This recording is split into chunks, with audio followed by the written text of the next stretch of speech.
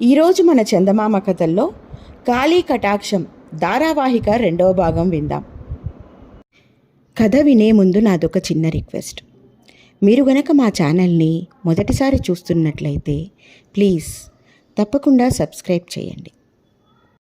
ఇక కథలోకి వద్దాం. మారు వేషాలతో రాజు, వీరడు అతని అనుచరులు రాజవీధిలో ప్రవేశించారు. ఎవరైనా తమను చూస్తారేమోనని దారి పక్కన నడుస్తూ వీధి దీపపు వెలుతుర్లు తమ మీద పడకుండా జాగ్రత్త వహిస్తూ రాజు ముందుకు నడుస్తుండగా అతని పక్కన వీరడు, వాళ్ళ వెనుక అనుచరులు నడవసాగారు.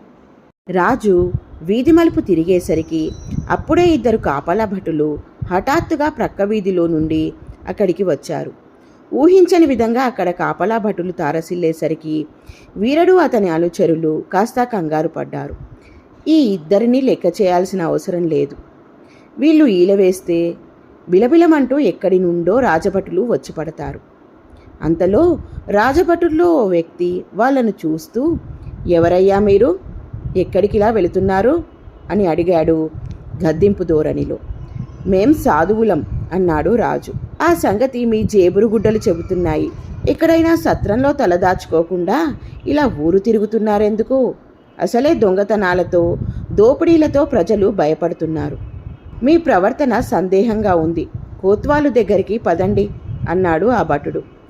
రాజు వెంటనే తన అంగుళీయకం ఆ భటులకు కనిపించేట్టు చేతిని కాస్త ముందుకు చాపి, బాబు, మేము మామూలు పొట్టకూటి సాధువులం కాదు. ఇతరుల మంచి కోసమే శ్రమించే సాధువులం. మీ రాజుగారి క్షేమం కోరి మీ ప్రజల బాగోగులను దృష్టిలో ఉంచుకుని మేము దైవ ప్రార్థన చేస్తూ నగరమంతా తిరుగుతున్నాం. ఇప్పటికి ఊరంతా తిరిగాం. ఈ 2 వీధులు తిరిగితే మా నగర ప్రదక్షిణ పూర్తి అవుతుంది. ఆ తరువాత మా దారిన మేము వెళ్ళిపోతాం. ఈ మాత్రం అర్థం చేసుకో చాలు అన్నాడు. ఆ భటుడు, సరే సరే, త్వరగా మీ పని మీరు చూసుకుని వెళ్ళిపోండి అని తన అనుచరుడితో కలిసి వెళ్ళిపోయాడు. వాళ్ళు కొంత దూరం వెళ్ళాక వీరడు రాజుతో, నువ్వు మంచి మాటకారివి. ఆ భటుల వల్ల ఏదైనా బెడద వస్తుందేమోనని అనుకున్నాను. చాలా సులభంగా తప్పించావు. నీ కళ్ళల్లో వశీకరణం లాంటిదేదైనా ఉందా మిత్రమా అన్నాడు చిరునవ్వుతో. ఏదో ఒకటి చెప్పి ముందుకు సాగిపోవాలి కదా. అదిగో ఆ కనిపిస్తున్నది గజశాల, ఆ పక్కన అశ్వశాల, ఇటు ప్రక్కన ఆయుధశాల. ఆయుధశాలకు అనుబంధంగా ఉన్న భవనమే ఖజానా. ఖజానా కాపలాదారులు ఆట్టే మంది ఉండరు. మనం త్వరగా వెళదాం అన్నాడు రాజు. పదండి అన్నాడు వీరడు. కొంత దూరం నడిచి వాళ్ళు ఖజానాను సమీపించారు. ఆయుధశాల ప్రహరీ గోడ చీకటిలో నిల్చున్నారు అందరూ. ఏం ఆగిపోయారేం? కాపలా వాళ్ళు సరిగ్గా వాకిలి దగ్గరే ఉన్నారు. కొంచెం సేపు ఆగుదాం. ఈలోగా వాళ్ళు అటో ఇటో కదలకపోతే అప్పుడు చొరవ చేద్దాం అన్నాడు రాజు. రాజు కావాలనే కాలాయాపన చేయడం ప్రారంభించాడు. వీరడు మళ్ళీ ఆలోచనల్లో మునిగిపోయాడు. ఏమన్నారు? మహారాజు గారు సాధువు వేషంలో కనిపించారా? వారి వెంట కొంతమంది సాధువులు ఉన్నారా? ప్రధానమంత్రి కళ్ళు చిట్లిస్తూ బ్రుకుటి ముడివేస్తూ అన్నాడు. అవును మహామంత్రి, మేము తమ్ము గుర్తించాలని వారు అంగుళీయకం మాకు కనిపించేటట్లు చెయ్యి ముందుకు సాచారు. వారి మాటలు కూడా నర్మగర్భంగా తోచాయి. ఏమన్నారు? కాపలా భటులు అంతకుముందు సాధువు వేషంలో ఉన్న మహారాజు గారు చెప్పిన మాటలు చెప్పారు. ప్రధాని కొన్ని క్షణాలు ఆలోచించాడు. ఆయన ముఖంలో మార్పు వచ్చింది. వెంటనే లేచి నిల్చున్నాడు. భద్రా, వారు మారువేషంలో ఉన్న మన మహారాజు గారే. దొంగలను పట్టుకోవడానికి స్వయంగా రంగంలోకి దిగినట్లున్నారు. అయితే వారి వెంట ఉన్న సాధువులు ఎవరై ఉంటారు? ఆ సాధువులంతా దొంగలు. బహుశా వీరడి ముఠాకి సంబంధించిన వారై ఉంటారు. నేను వెంటనే అక్కడికి వెళ్ళాలి. నువ్వు దళపతి ఇంటికి వెళ్ళి కొంతమంది సైనికులను వెంటబట్టుకుని రమ్మని చెప్పు. త్వరగా రావాలని చెప్పు అన్నాడు. ఆ భటులు ఇద్దరూ అక్కడి నుండి పరిగెత్తుకుంటూ వెళ్ళిపోయారు. ప్రధాని దుస్తులు మార్చుకుని కరవాల సహితమైన ఒరను నడుముకు తగిలించుకుని సిద్ధంగా ఉన్నాడు. అంతలో దళపతి ఓ 20 మంది సైనికుల్ని వెంటబెట్టుకుని వచ్చి ప్రధానికి నమస్కరించాడు. మనం వెంటనే ఖజానా దగ్గరికి వెళ్ళాలి. ఖజానాను సమీపించేటప్పుడు ఎవ్వరూ ఏ శబ్దము చేయరాదు. అక్కడ మహారాజు గారు దొంగలను పట్టుకునే ప్రయత్నంలో ఉన్నారు. వారి పరిస్థితిని పసిగట్టి సందర్భాన్ని బట్టి మనం రంగంలోకి దూకాలి. నేను ఆజ్ఞ ఇచ్చేదాకా మీరంతా ఆ ప్రాంతంలో చీకట్లో ఉండాలి అన్నాడు ప్రధాని. చిత్తం అన్నాడు దళపతి. ఆ తర్వాత ప్రధాని దళపతిని సైనికులను వెంటబెట్టుకుని ఖజానా ప్రాంతానికి వెళ్ళాడు. ఖజానా దగ్గర 2 కాపలా భటులు మాత్రమే కనిపించారు. సాధువుల జాడ లేకపోయేసరికి బహుశా మహారాజు గారు సాధువుల వేషంలోని దొంగలకు ఏదో చెప్పి మభ్యపెడుతూ చాటుమాటున ఉండి ఉంటారని భావించాడు. ఎందుకంటే కాపలా భటులు తాము గుర్తించిన తరువాత తప్పకుండా తన దగ్గరికి వెళతారని మహారాజు ఊహించి ఉంటాడు. తాను సర్వసన్నాహంగా ఖజానా దగ్గరికి రావడానికి కొంత సమయం పడుతుందని, ఆ సమయం సమీపించేదాకా వాళ్లను అలా మభ్యపెట్టి ఆపు చేయడం అవసరమని భావించి ఉంటారు మహారాజు. మహామంత్రి ఈ విధంగా ఆలోచించి దళపతిని సైనికులను అక్కడక్కడ చీకట్లో దాక్కోమని చెప్పి తాను కూడా చీకట్లో దాగాడు. ఇంకా ఎంతసేపు? ఆ భటులిద్దరినీ నా అనుచరుల్లో ఒక్కడు చాలు మట్టి కరిపించడానికి. పదండి, ఖజానా దగ్గరికి వెళదాం అన్నాడు వీరడు రాజుతో.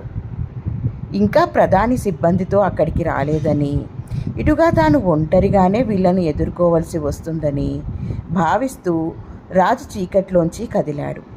వీరడి అనుచరులు కూడా చీకట్లోంచి బయటికి రాగానే వీరడు హఠాత్తుగా రాజు 2 చేతులు తన చేతులతో వెనక్కి విరిచి పట్టుకొని చిన్నగా నవ్వాడు.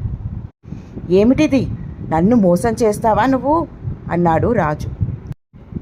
నువ్వు చేయబోయే మోసానికి ఇది విరుగుడు మహారాజా అన్నాడు వీరడు రాజును అటూ ఇటూ కదలకుండా వీపును తన పక్షభాగానికి బిగిస్తూ. నేను మహారాజునా? ఏమిటి నువ్వంటున్నది? అన్నాడు మహారాజు ఆశ్చర్యాన్ని వ్యక్తం చేస్తూ. నువ్వు కాపలా భటులకు చేతివ్రేలి అంగుళీయకాన్ని చూపించినప్పుడే నేను నిన్ను గుర్తించాను. ఆ కాపలా భటులు కూడా నిన్ను గుర్తించినట్లే ఎందుకు ప్రవర్తించి అలా వెళ్ళిపోయారో తెలుసుకోలేనంత బుద్ధిహీనుడు అనుకున్నావా? వాళ్ళు వెళ్ళి మంత్రినో సేనానినో సిబ్బందినో తీసుకుని వస్తారని, అప్పుడు మమ్మల్ని సులభంగా పట్టుకోవచ్చని ఆలోచించి ఆయుధాలశాల ప్రహరీ గోడ చాటున చీకట్లో అనవసర కాలయాపన చేశావు. అలా చేయడంతో నాలోని అనుమానం మరీ బలపడి ఈ ప్రాంతాన్ని 1000 కళ్ళతో కనిపెడుతూ వచ్చాను. నీ మనుష్యులు రావడం, అక్కడక్కడా చీకట్లో దాక్కోవడం నేను గమనించాను. అయితే మనం కనిపించకపోవడంతో నీ అనుచరులు చాలా తెలివిగా దాక్కున్నారు. సమయం చూసి బయటపడదామన్న ఉద్దేశంతో ఆ సమయాన్ని నేనే నా చేతుల్లోకి తీసుకున్నాను. ఇప్పుడు నీ అనుచరులు ఈ దృశ్యాన్ని చూస్తుంటారు చీకట్లోంచి, కానీ బయటపడడానికి సాహసించలేకపోతున్నారు. ఎందుకంటే ఇప్పుడు నువ్వు నా చేతుల్లో చిక్కావు. ఇక నేను చెప్పినట్లు చేయడం కంటే నీకు గత్యంతరం ఏమీ లేదు కనుక నా అనుచరులు ఖజానా దోపిడీ కార్యక్రమాన్ని పూర్తి చేసేదాకా నీ అనుచరులు ఎవ్వరూ బయటకి రాకుండా గొంతెత్తి అరిచి చెప్పు. మా పని పూర్తయిన తర్వాత నిన్ను మాతో కొంత దూరం తీసుకువెళ్ళి అప్పుడు విడిచిపెడతాను అన్నాడు వీరడు. గత్యంతరం లేని మహారాజు వీరడు చెప్పినట్లు చేశాడు. వీరడు తన అనుచరులను ఖజానా దోచేయమని ఆజ్ఞ ఇచ్చాడు. మెరుపు వేగంతో మహారాజు తలపైకి లేచింది. ఊహించని విధంగా వీరడి గడ్డానికి మహారాజు తన తలతో ఢీకొట్టాడు. వీరడు కళ్ళు బైర్లు కమ్ముతుండగా మహారాజును బిగించి పట్టుకున్న తన చేతుల్ని జారవిడిచి వెనక్కి తూలాడు. చీకట్లో నిల్చుని ఆ చర్యలన్నిటినీ పసిగడుతున్న మంత్రి దళపతికి సైనికులకు ఆజ్ఞ ఇచ్చాడు. కన్ను మూసి తెరిచేటంతలో దళపతి తారాజువ్వలా వచ్చి వీరడిని పట్టుకున్నాడు. 4-5 సైనికులు వీరడి పెడరెక్కలు విరిచి బంధించారు. తక్కిన సైనికులు ప్రధాని ఆజ్ఞ ప్రకారం దొంగలందరినీ తరిమి పట్టుకున్నారు. మహారాజు తన దుస్తులపైన గిరిగిల దాకా ఉన్న కషాయం అంగరబాను తీసి పారేశాడు. తల మీద తగిలించుకున్న జుట్టును, కృత్రిమంగా పెట్టుకున్న గడ్డం, మీసాలను లాగిపారేశాడు. ప్రభు, వీడు వీరడేనా అన్నాడు ప్రధానమంత్రి.